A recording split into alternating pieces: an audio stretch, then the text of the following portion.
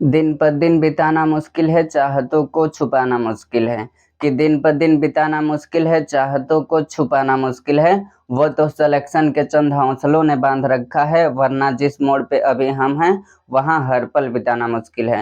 Hello दोस्तों, आप सभी का स्वागत है आपके अपने परिवार यूट्यूब चैनल स्टडी क्लासेस पर। दोस्तों, मैं हूँ सूरज सर। जैसा कि हमने आप लोगों को पिछले वीडियो में एक नया कंसेप्ट सिखाया है, तो मैं आशा करता हूं कि आप लोगों ने उस वीडियो को अवश्य देखा होगा और उस कंसेप्ट को भी सीखा होगा। तो आज हम आप लोगों को एक नया कंसेप्ट सिखाने वाले हैं, तो आप बने रहिएगा इस वीडियो में। अगर आप लोगों को लाइन एंड एंगल के प्रश्नों को सॉल्व करना है तो मेरे गए हर एक कंसेप्ट को अगर आप लोगों ने सीखा होगा तो दुनिया का कोई भी सवाल होगा, यानी कि लाइन एंड एंगल के अंतर्गत दुनिया का कोई भी सवाल होगा, इससे बाहर ना तो आज तक कहीं पूछा गया है और ना ही पूछे जाएंगे। तो आज हम आप लोगों को एक नया कंसेप्ट सिखाएंगे। तो कंसेप्ट आज हम आप लोगों को ये सिखाएंगे कि जब भी आप लोगों को ये तीन समांतर रेखा दे, जब भी आप लोगों को तीन समांतर दे, पहला मान लो ये ए बी रेखा है आपका, ए बी रेखा, और ये दूसरा सी डी रेखा है, और इसे हम यक्स कहे और इसे वाई कहें। अगर हम इसे यक्स कहे और इसे वाई रेखा कहें तो क्या होगा जरा देखो। अगर जब भी आप लोगों को तीन समांतर रेखा दिया जाएगा, पहला ए बी, दूसरा एक्स वाई और तीसरा सी डी, तो अगर इसे दो तिर्यक रेखा कभी भी काटती है, दो तिर्यक रेखा कभी भी काटती है तो क्या होगा। और इस रेखा को अगर यम अनुपाते यन के अनुपात में काटता है, यानी कि इस लाइन को, बीच वाली लाइन का मान अगर हमें ज्ञात करना होगा तो हम कैसे करेंगे।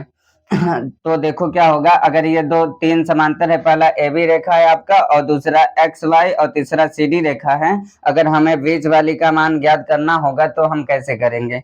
तो देखो, अगर इस रेखा को, बीच वाली रेखा को अगर यम अनुपाते एन के अनुपात में विभाजित करता है और इसका मान अगर मान लो ये इसका मान ए है और इसका मान बी है, तो अगर हमें बीच वाली रेखा का मान फाइंड करना होगा तो हम कैसे करेंगे। यानी कि अगर हम बात करें कि यक्स वाई का मान निकालना होगा तो हम क्या करेंगे। तो आपको इसमें करना ये है कि यम का मल्टीप्लाई बी के साथ करोगे और प्लस यन का मल्टीप्लाई ए के साथ करोगे। यानी कि क्या करोगे आप, यम इंटू बी करोगे प्लस यन इंटू ए करोगे, अपान में क्या लिखोगे, अपान में जरा देखो, इन दोनों का अनुपात का योग लिखोगे, यानी कि यम प्लस यन लिखोगे। क्या लिखोगे, यम प्लस यन।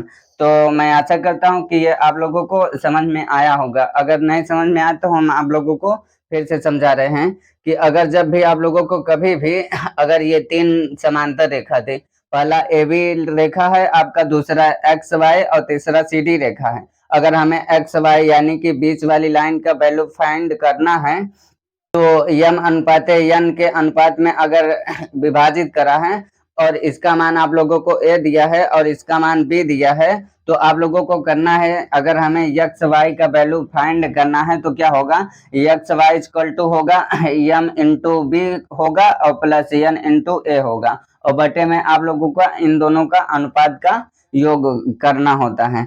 तो मैं आशा करता हूँ कि आप लोगों को इतना बात आसानी के साथ समझ में आया होगा। अगर आप लोगों को समझ में आया है तो आपके लिए एक प्रश्न है। प्रश्न क्या होगा जरा देखिएगा। तो अगर हमने आपसे कल के दिन मानो ये कहें कि अगर ये आपका ए बी रेखा है, आपका ये ए बी रेखा है और ये एक्स वाई रेखा है आपका, और ये आपका सी डी रेखा है, इसे दो तिर्यक रेखा काटती है, दो तिर्यक रेखा काटती है। अगर हम इसका मान 10 दें, 10 सेंटीमीटर मानो, और ये 15 सेंटीमीटर है आपका, 15 सेंटीमीटर।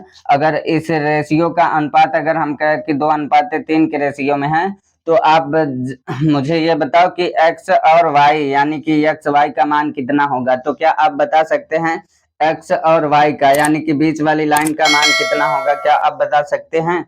तो आप कहेंगे सर अभी आपने बताया कि एक्स वाई का मान कैसे निकाला जाता है। एक्स वाई का मान यानी कि 2 × 15 करोगे, यानी कि 2 का मल्टीप्लाई किसके साथ करोगे, 15 में, तो कितना होगा, 30 होगा। और आपने अभी बताया कि 3 का मल्टीप्लाई 10 के साथ है, यानी कि 3 का मल्टीप्लाई 10 के साथ करोगे तो 30 होगा, और बटे में आपने बताया कि इन दोनों का योग, यानी कि 3 में 2 जोड़ोगे तो 5 होगा। अब इसे सॉल्व कर लो, 30 में 30 जोड़ोगे 60 होगा, बटे 5 जब इसे काटोगे तो कितना आएगा 12। ये आपका क्या है करेक्ट आंसर है।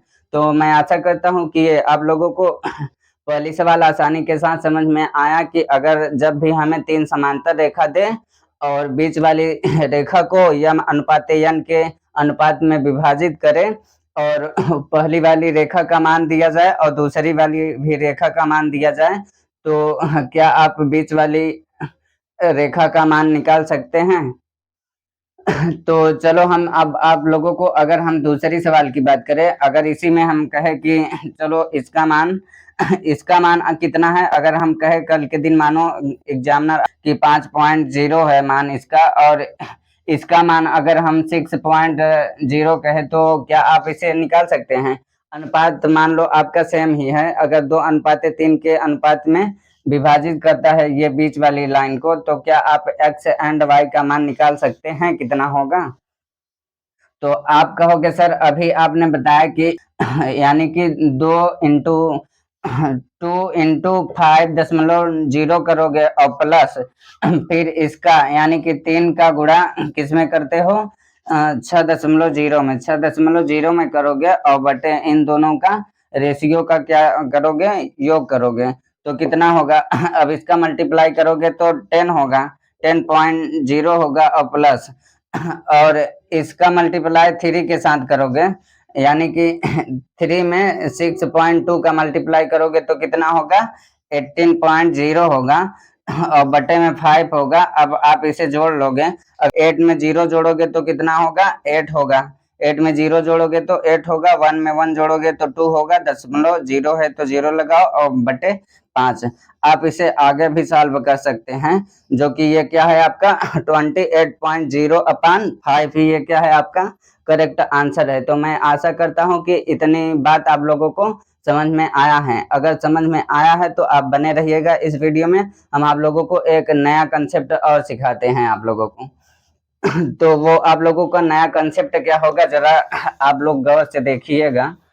वो आप लोगों को कंसेप्ट ये होगा कि अगर किसी भी यानी कि अगर कभी भी इस त्रिभुज में यानी कि ये आपका अगर हम बड़ा त्रिभुज बनाए पहला, अगर पहला आपका ये बड़ा ट्रायंगल है और इसके अंदर अगर हम एक दो ट्रायंगल बनाए यानी कि ये पहला ट्रायंगल है आपका और ये आपका दूसरा ट्रायंगल है, आपका दूसरा ट्रायंगल है यानी कि अगर ऐसा फिगर आपको कहीं देखिएगा आज के बाद यानी कि अगर ये पहली बड़ी ट्रायंगल है आपका और दूसरा आपका ये वाली ट्रायंगल है और तीसरा ट्रायंगल आपका ये वाली है, तो अगर हम इसका नाम दें अगर इसे कहें ए कहें और ये बी है और सी और ये डी है आपका ये ई है और इधर एफ और जी है।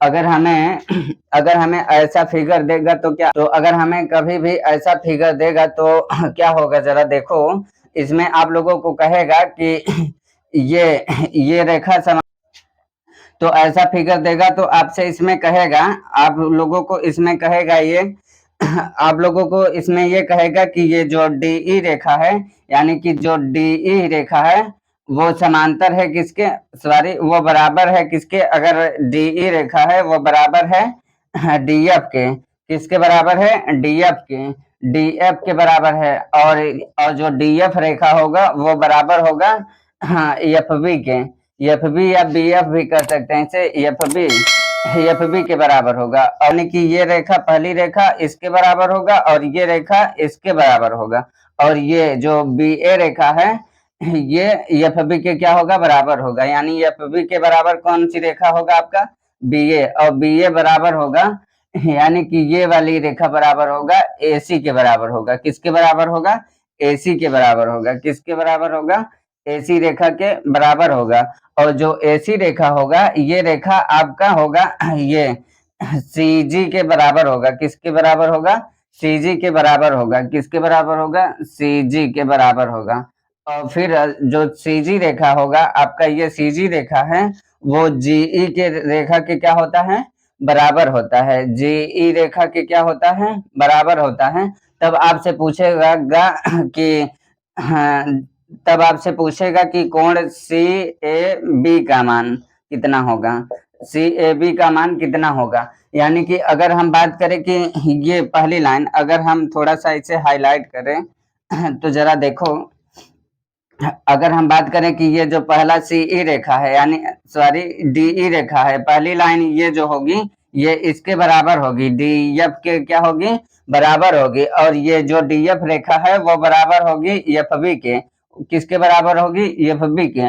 और जो एफ बी रेखा है वो बराबर होगी बी ए के, किसके, बी ए के। यानी कि एफ बी रेखा किसके बराबर होगी, बी ए के बराबर होगी, किसके बराबर होगी, बी ए के बराबर होगी। तो ये आपका पहली कंडीशन है अगर ये इसके बराबर है। और दूसरा आपका कह रहा है कि जो ए बी रेखा है वो सॉरी जो ए बी रेखा है वो ए सी रेखा की क्या है, बराबर है, या फिर इसे सी ए रेखा भी कह सकते हैं। और जो सी ए रेखा होगी वो आपका बराबर होगी सी जी रेखा के, किसके, सी जी रेखा के। और जो सी जी रेखा है वो आपका बराबर होगा जी ई रेखा की, किसके, जी ई रेखा के। तब आपसे पूछेगा कि कोण सी ए बी का मान कितना होगा, यानी कि ये कोण आपसे पूछेगा तो क्या आप निकाल सकते हैं। तो आपको इसमें कुछ नहीं करना है, आप लोगों को इसमें ये करना है कि अगर हमने आप लोगों को एक ट्रायंगल का यानी कि त्रिभुज का प्रॉपर्टी बताया है, तो प्रॉपर्टी आप लोगों को यह बताया है किसी भी त्रिभुज के तीनों अंतः कोणों का योगफल 180 अंश होता है। अगर हम बात करें कि किसी भी त्रिभुज के तीनों अंतः कोणों का योगफल 180 अंश होता है, अब 180 होता है और बटे में आप क्या करोगे, उतनी की लाइनें, यानी कि पहला लाइन, दूसरा, तीसरा और ये चौथा आपका, ये पांचवा, छठवां, सातवां, जितने भी आपस में लाइनें बराबर होंगी उसी से आप भाग दे दोगे, जो भी आएगा वो आपका आंसर होगा। तो आप तो 180 में जब 7 का भाग दोगे तो आएगा आपका 25 सही 5/7 डिग्री, आपका ये क्या होगा, आपका करेक्ट आंसर होगा। तो मैं आशा करता हूं कि ये आप लोगों ने ये इसका मान भी सीखा कि कैसे निकाला जाता है। अगर आप लोगों ने सीखा अगर आप लोगों ने सीखा है तो हम आपके सामने कुछ सवाल नोट करते हैं, आप उसका आंसर दीजिएगा। तो मैंने आपके सामने सवाल नोट कर दिया है, तो क्या आप इससे सॉल्व कर सकते हैं? तो मैं आशा करता हूं कि आप लोग इसे सॉल्व भी कर सकते हैं। तो क्वेश्चन में कह रहा है कि एस टी रेखा जो है एस यू के बराबर है और एस यू रेखा जो है यू क्यू के बराबर है और यू क्यू रेखा जो है क्यू पी के बराबर है और क्यू पी रेखा जो बराबर होगा पी आर के और पी आर रेखा बराबर है आरवी के और आरवी रेखा बराबर है आपका यूटी के। और फिर तब पूछ रहा है कि क्यू पी आर का मान कितना होगा, यानी क्यू पी आर का मान कितना होगा, यानी कि अगर हमें इसे यक्ष कहे तो यक्ष का मान कितना होगा। तो क्या आप निकाल सकते हैं इसका मान? तो आपने अभी सीखा कि अगर हमें मान यानी कि वैल्यू कोई भी दे हमसे उससे मतलब नहीं है, हमें तो एक ट्रायंगल का प्रॉपर्टी आती है बस। प्रॉपर्टी आपका क्या है, प्रॉपर्टी आप लोगों का यह है कि किसी भी त्रिभुज के तीनों अंतः कोणों का योगफल 180 अंश होता है। तो आप क्या करोगे 180 में जितने भी वैल्यू आपको देंगे वो उन सभी का क्या करोगे, आप काउंट करके आप उसी से भाग दोगे। तो आप काउंट करोगे तो पहला, दूसरा, तीसरा, चौथा, पांचवा, छठवां, सातवां, तो 7 लाइन आपस में बराबर हैं, तो आप क्या करोगे 7 से डिवाइड करोगे। तो जब 180 में 7 से डिवाइड करोगे तो कितना आएगा आपका 25 सही 5/7 जो होगा आपका, ये क्या है, करेक्ट आंसर है। तो मैं आशा करता हूं कि आप लोगों ने ये भी कंसेप्ट आसानी के साथ सीखा है। अगर आप लोगों को आज का वीडियो अच्छा लगा है, यानी कि आप लोग कुछ इस वीडियो के माध्यम से सीखा है, तो प्लीज आप लोग लाइक करिए, कमेंट एंड सब्सक्राइब जरूर करो।